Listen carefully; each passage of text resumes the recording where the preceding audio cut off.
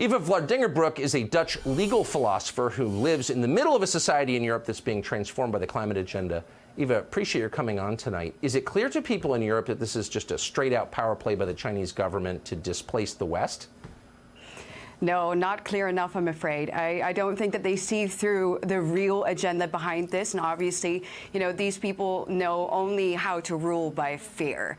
So what is happening is not just China, but also our government officials, our elites obviously benefit from a fearful society, from fearful people. People are afraid that the world is going to end. Because what is a better way to get people to comply to the things that you say that they have to do than by, having them actually fear for their lives? That's always the globalist tragedy. We've seen it with COVID, but the climate is probably even more effective because, well, if you really believe that the world's going to end, what is there that you wouldn't do in order to save the planet?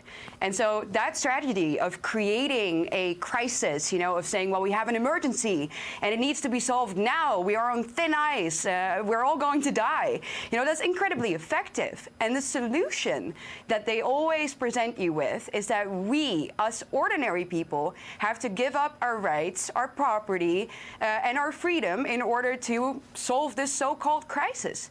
It's always a rules for thee, but not for me type of situation. That is why we are the only ones that will end up not eating meat, not flying anymore, not being allowed to drive our cars. But for them, nothing ever changes.